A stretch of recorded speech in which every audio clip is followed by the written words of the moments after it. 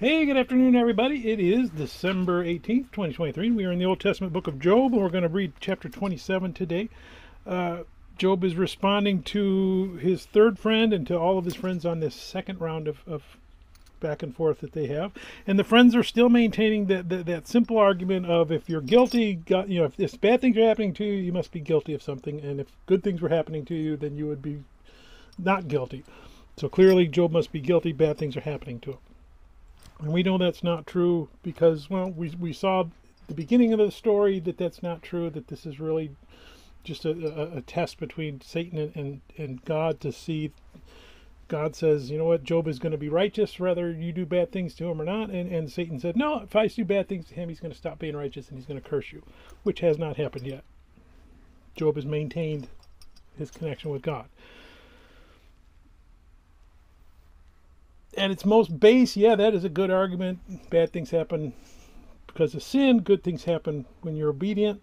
But there's, that's simple, black and white. There's all kinds of grays in real life.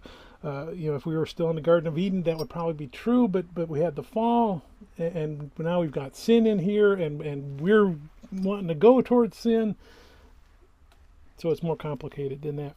So even though I might be doing all right and I'm doing good and I'm trying to follow Jesus, there's a billion other people who are interacting with me, and I have to interact with them. So it's a little more complicated than if you're guilty, bad things happen to you. If you're not guilty, good things are always going to happen to you.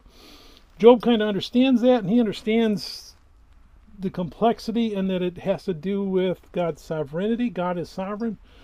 He's the king, he's the creator, he's the owner, he's the boss, he's the one that he's the supreme everything that says, this is my creation and it does what I want. And everything that happens here happens for my purposes and my reasons.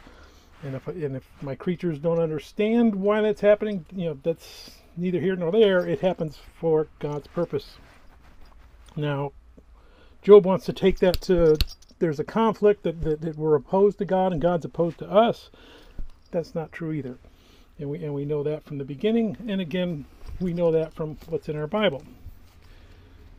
Sometimes, we need testing. And like I said, sometimes you just encounter bad people who do bad things. And the idea is to see how are you going to react. And we need to remember that our prize is up with heaven, with God at the throne of Jesus. This is not the prize. This is the test. This is the crucible, I guess is one way to put it. So let's go ahead and we're going to read Job chapter 27. And we're going to see Job defend his integrity one more time.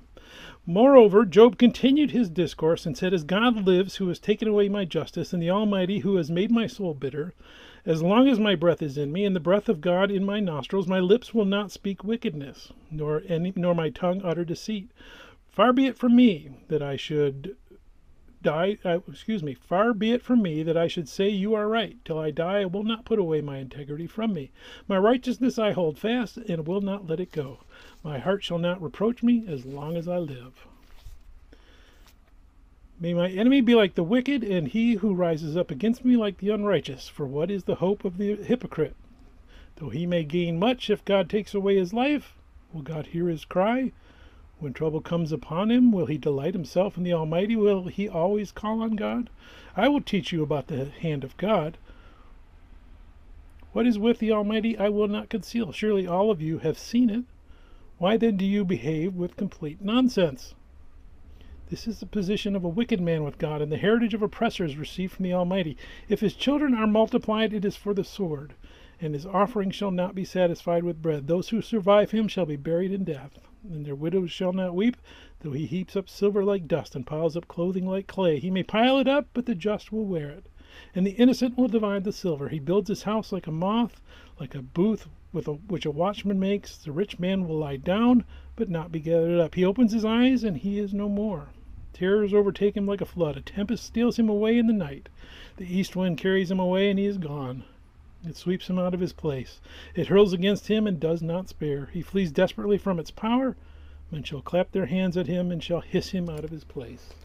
May God bless the reading of his word, and may God bless you. Bye.